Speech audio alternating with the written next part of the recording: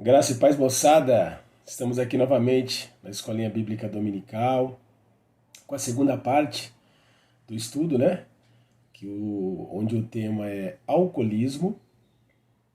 E vamos lembrar o primeiro estudo, uma resenha bem rápida que a gente abordou, né? A gente falou da bebida alcoólica na perspectiva biológica. Falamos também da bebida alcoólica na perspectiva sociológica ou social. E hoje vamos falar da bebida alcoólica numa perspectiva teológica. E primeiramente, né, para interpretarmos bem esse texto, primeiro, vamos lembrar, precisamos compreender o seu contexto. É muito importante. Por exemplo, quando lemos a videira, imaginamos apenas a planta, né? No seu fruto. Mas para os israelitas, ela não é apenas só isso. Para os filhos de Israel, ela tem uma importância gigante. O significado dela é muito maior do que podemos imaginar para o povo de Israel. Tudo nela era apreciado e aproveitado. Comiam suas folhas enroladas com recheio. Vamos trazendo para a nossa cultura aqui do Brasil, essa folha enrolada seria o famoso charuto. Todos conhecem, né? Que por sinal é muito bom, gostoso. Eles saboreavam seu fruto, bebiam do suco natural ou fermentado, né? Que é o vinho. Transformavam o suco em geleias e faziam inúmeros pratos, né? Da videira. Além disso, a videira representava também a espiritualidade nacional, a aliança que tinham com Deus. Então, até mesmo o comportamento que Deus esperava de seus filhos estava simbolizado nos frutos da videira. Então, em João 15,5, acompanhem comigo. Eu sou a videira e vocês são os ramos. Quem está unido comigo e eu com ele, esse dá muito fruto, porque sem mim vocês não podem fazer nada. Agora convém entendermos também o significado da palavra vinho, né, ou bebida forte, no contexto. Então, muita atenção, no contexto bíblico. Antes que a gente aplique para o português como vinho. Então, no texto original do Antigo Testamento, em hebraico, havia 3 palavras diferentes com significados diferentes que foram traduzidas para o português como vinho. Primeiro, Yavim, lá no Velho Testamento em hebraico. O Yavim ele aparece 141 vezes no Antigo Testamento, significando, na maioria das vezes, o vinho embriagante, o qual era abominável ao Senhor. Tem várias passagens aqui, mas eu separei só 2 para nós. Aqui tem Levítico capítulo 10, de 9 a 11, Provérbios capítulo 20, versículo 1, Provérbios 23, de 29 a 35, tem Isaías capítulo 5, versículo 11. Vamos ler o Levítico capítulo 10, de 9 a 11. Acompanhem comigo. O título é Leis para os Sacerdotes. Nem você, nem os seus filhos podem entrar na tenda sagrada depois de terem bebido vinho ou cerveja. Se fizerem isso, morrerão.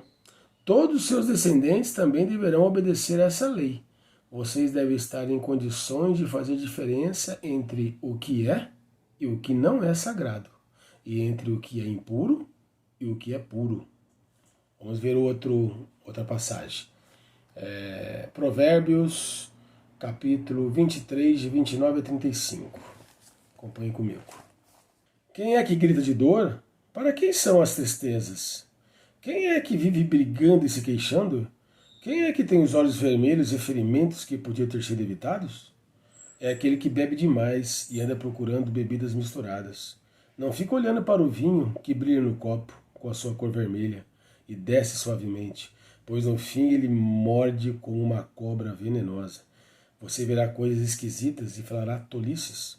Você se sentirá como se estivesse no meio do mar, enjoado, balançando no alto do mastro de um navio. Então você dirá, alguém deve ter batido em mim? Acho que levei uma surra. mas não lembro. Por que não consigo levantar? Preciso de mais um gole. Efeitos do álcool em demasia. Quando passa, né? O ser humano passa do ponto. E aí fica dessa maneira, desse jeito, infelizmente. Segundo, tiroshi significa literalmente vinho novo, isto é, suco recém-espremido, sem fermentar, ou a fruta ainda no cacho. Esse termo aparece 38 vezes no Antigo Testamento, lembra? Em hebraico, nunca se referindo à bebida alcoólica. Aí nós temos algumas passagens, Deuteronômio capítulo 11, versículo 14, Provérbios 3, versículo 10, e Joel capítulo 2, versículo 24. E tem outros. Vamos ver o Deuteronômio capítulo 11, versículo 14? Acompanhe comigo. Então, ele dará chuvas no tempo certo, tanto as chuvas do outono como as da primavera. Assim haverá boas colheitas de cereais, de uvas e de azeitonas. Vamos ver o outro. Vamos ver Joel. Acompanhe comigo. A colheita de trigo será boa e haverá muito vinho e muito azeite. Então, esse é o segundo, que é o tiroshi. Agora vamos ver o terceiro, né, o shekar. Geralmente traduzidas por bebida forte. Aparece 23 vezes no Antigo Testamento, referindo-se geralmente a outras bebidas fermentadas.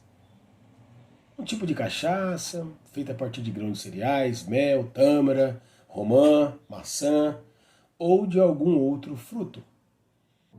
E no Novo Testamento, refere-se ao vinho como o Yavim do Antigo Testamento. A gente viu os três, mas o Novo Testamento ele se assemelha mais ao primeiro título que a gente viu lá em hebraico, que aparece 141 vezes no Antigo Testamento, que serve para descrever o quê? Tanto o suco da uva como o vinho.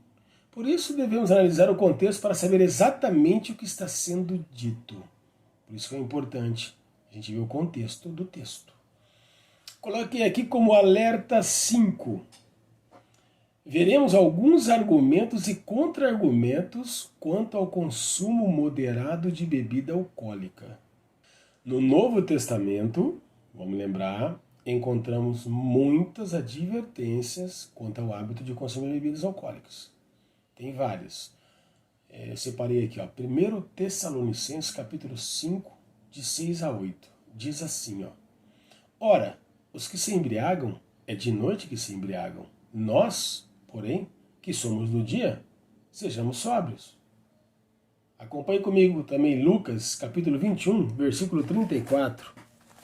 E Jesus terminou dizendo: fiquem alertas, não deixem que as festas, ou as bebedeiras, ou os problemas dessa vida façam vocês ficarem tão ocupados que aquele dia pegue vocês de surpresa.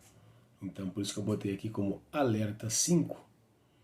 Não durma, não fique deslumbrado, né, com as coisas do mundo, com as coisas que são apresentadas, e a hora que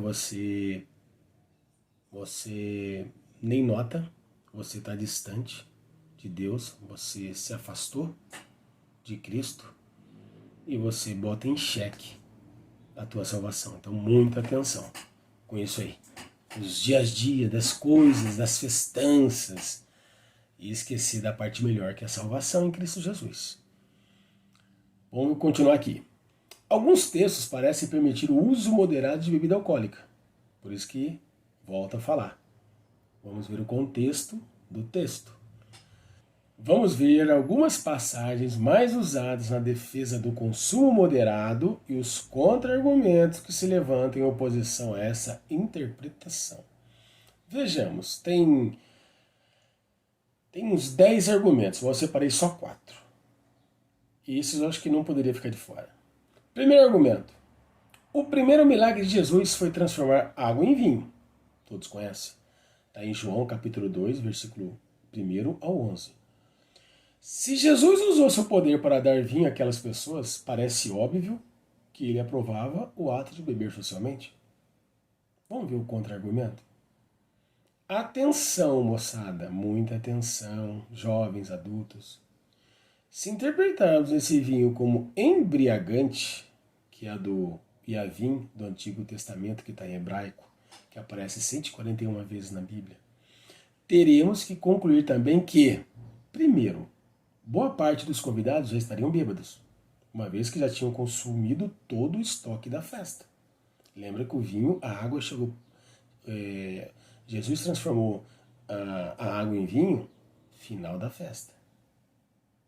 2. Segundo ponto a ser considerado. A mãe de Jesus estaria lamentando a falta de bebida alcoólica. Terceiro, que Jesus estaria oferecendo mais de 700 litros de bebida alcoólica para garantir que todos os convidados ficassem embriagados. Quarto, que o Senhor Jesus estaria iniciando seu ministério glorioso prestigiando um bando de bêbados. Não seria quase uma blasfêmia supor que Jesus estivesse deliberadamente desrespeitando a palavra de Deus, que diz assim em Abacuque capítulo 2, versículo 15. Acompanhe comigo com muita atenção. Vamos ver o contexto. Ai de você, pois dá ao seu companheiro o vinho misturado. Ele fica bêbado, tira a roupa e todos o veem nu. Então, nesse primeiro argumento e contra-argumento, está aqui a resposta para a gente. Segundo argumento, que eu separei aqui, Jesus tomou vinho na última ceia e fez dele símbolo do seu precioso sangue. Mateus 26, capítulo 26, versículo 29, Marcos capítulo 14, versículo 25, Lucas capítulo 22, versículo 18. Depois vocês podem estar vendo com mais calma. Portanto, presume-se que o consumo de vinho é uma prática santificada por Deus? Vamos ver o contra-argumento? Podemos observar que nenhum dos evangelistas empregou a palavra vinho na narrativa da ceia do Senhor. Nenhum. Segundo eles, Jesus bebeu fruto da videira, que era o suco natural usado com frequência nas refeições. Além disso, a ceia foi instituída durante a celebração da Páscoa. E a lei mosaica, Êxodo capítulo 12, versículo 14 a 20, está lá bem claro isso, que proibia o consumo de qualquer alimento ou bebida, fermentado ou levedado, nesse período. Êxodo capítulo 12, versículo 15. Então na Bíblia, o fermento, na maioria das vezes, ele é visto como um símbolo de corrupção, pecado. Mateus capítulo 16, versículo 6 e versículo 12. O sacerdote ele não podia ministrar a Deus se tomasse bebida embriagante. Em Levítico, capítulo 10, versículo 9, o que dizer então de um sumo sacerdote da nova aliança ministrando perante Deus em favor do seu povo? Vamos ler lá, Levítico, capítulo 10, versículo 9. Leis para os sacerdotes. Nem você, nem os seus filhos podem entrar na tenda sagrada depois de terem bebido vinho ou cerveja. Se fizerem isso, morrerão. Todos os seus descendentes também deverão obedecer a essa lei. Então aqui, amados, continuemos. Vamos para o terceiro argumento. A orientação que Paulo deu aos diáconos, está em 1 Timóteo, capítulo 3, versículo 8, que os diáconos não deviam beber muito. Isso significa, então, que podiam beber pouco. Vamos ver o contra-argumento? Vale ressaltar ainda que há um contrassenso teológico nesse tipo de conclusão, visto que em todo o Novo Testamento há inúmeros conselhos para que os cristãos se afastem da bebida.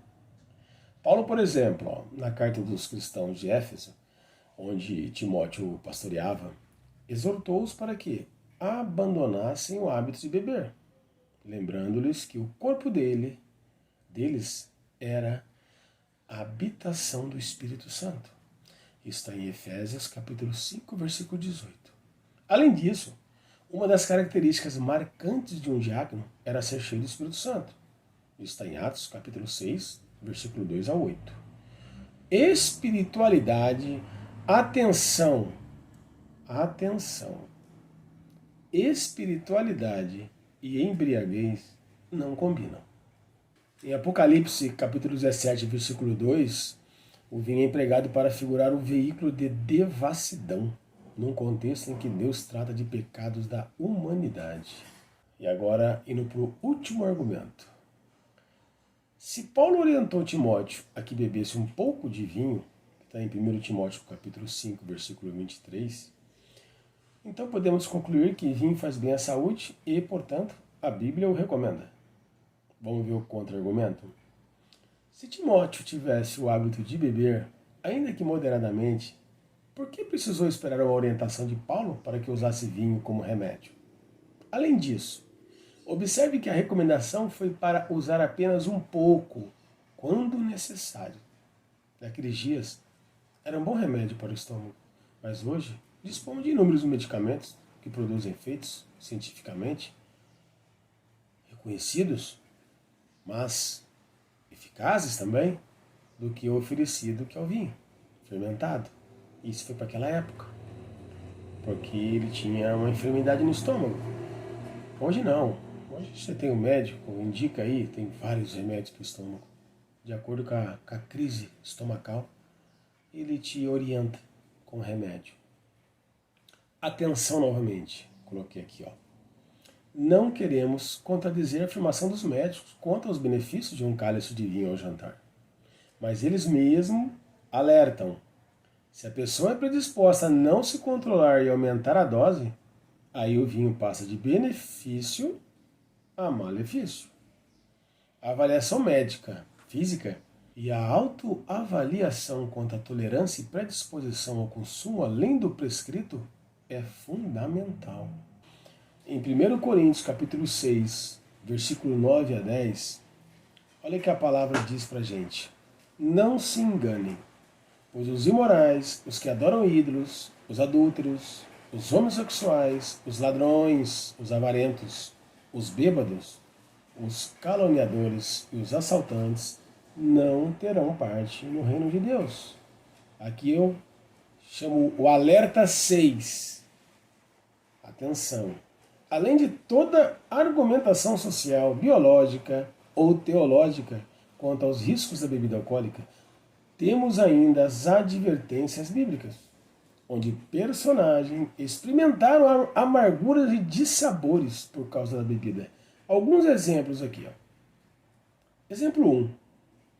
Noé. Todos lembram, Gênesis capítulo 9, de 20 a 27. Que de gole em gole, lembra disso? Que de gole em gole perdeu a lucidez, a compostura, a prudência, a decência, atraindo a desgraça para dentro da sua casa. Outro exemplo, coloquei só 2 exemplos. A bebedeira de Ló. Gênesis capítulo 19, versículo 31 a 38. Logo que ele sai de Sodoma e Gomorra, com as 2 filhas, né? E vai para uma caverna. Ali embriagam o pai e a desgraça entrou. Depois não se ouviu mais falar de Ló. E com isso causou uma grande tragédia na família. Alerta 7. Todos nós conhecemos os efeitos físicos, mentais, familiares, sociais e espirituais do alcoolismo. Quantos perderam família, emprego, bens, dignidade e o respeito por causa desse vício maldito? Muitas perdas, mas muitas, não são poucas não. E já cheguei na conclusão, e a conclusão eu começo com ela assim, ó. Se é lícito ou não, se é conveniente ou não, eis a questão que levantamos no início da lição. Na verdade, em 1 Coríntios capítulo 6, versículo 12, diz que todas as coisas me são lícitas, mas nem todas convêm. Todas as coisas me são lícitas, mas eu não me deixarei dominar por nenhuma delas. Ainda que haja aparente abertura em algumas passagens bíblicas, ainda que a medicina possa recomendar o uso de vinho, ainda que a cultura nos dê total liberdade para desfrutar dos prazeres da bebida, o bom senso cristão nos leva em paz ao caminho da abstinência. Por quê? 1 Coríntios capítulo 10, versículo 23. Todas as coisas são lícitas, mas nem todas edificam. Então, para você que está me ouvindo aí, não sei como é que está a sua caminhada, eu não sei como é que está você aí em relação ao álcool, qual que é a sua mentalidade em relação à bebida alcoólica. A Bíblia não fala, ela não proíbe. Ela fala que você não pode escandalizar. Escandalizar é quando você sai do ponto. Saiu do ponto, aí eu volto lá atrás, né? Álcool e espiritualidade não combina, né? Tá? Deixei bem claro lá atrás. São duas coisas que não andam junto. Então, muita atenção em relação à bebida. Ao tomar um cálice, um vinho, uma batida, você tem que estar muito maduro em relação à questão do álcool, para que o álcool não seja o seu kit alegria para um determinado evento. Uma reunião familiar. Não, se não tiver álcool eu não vou. Não. O álcool tem que ser como um suco de laranja, uma coisa que você vai tomar ali e é tranquilo. Uma coisa assim que não vai te afetar em nada. Você não é dependente dele. Lembra que você, que já tem o Espírito Santo de Deus, Jesus Cristo, ele te preenche em tudo.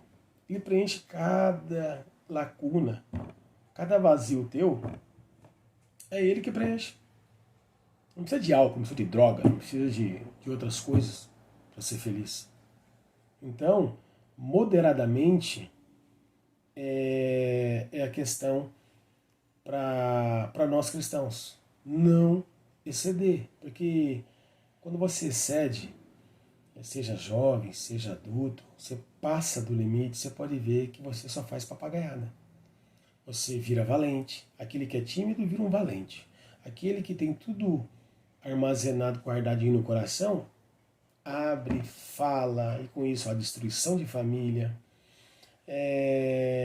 Vamos levar para o lado de acidente. Então, ele passou do limite. Pode ocasionar um acidente, até uma morte de terceiros, ou até a própria morte dele. Então, em demasia, não é bom. Então você tem que estar cada vez mais muito suscetível ao Espírito Santo, para que você realmente, quando você for tomar um vinho, você toma um vinho por prazer, não por dependência. Para desfrutar de um bom vinho, porque ele é digestivo. Vai tomar uma cerveja? Toma uma cervejinha, tranquilamente. Você viu que se tomou ali, tá cegado, vai comer um negocinho, já deu. Você vê que você está passando, você para. Para, porque começou a passar daquele ponto, já não, as ações não vai ser mais sua. Você fica presa fácil para o inimigo e vai fazer besteira. Então, para o cristão, né, genuíno, isso é para todos os cristãos, muita atenção e veja se você não está dependente do álcool para qualquer reunião. Não pode estar, certo? Um copinho ou dois, eu não vejo problema nenhum. Não pode encharcar. Encharcou, não é mais você. Lembra disso. Que tudo pode, né? Pode ver. Para quem já bebeu, quando passa dos limites, tudo pode. Uma coisa que ele é travado, ele destrava. Uma coisa que ele não fazia, ele passa a fazer. Isso ocorre com questões de sexual, adultério, acontece muito disso. E dentre outras aí, barbaridade que acaba acontecendo, e depois de feito, só a misericórdia do Senhor. Então, muita atenção, moçada, busque no Senhor, e o Senhor é a verdadeira força e o verdadeiro preenchimento, não é o álcool. Tá bom? Fiquem com Deus. Até a próxima. Abraço.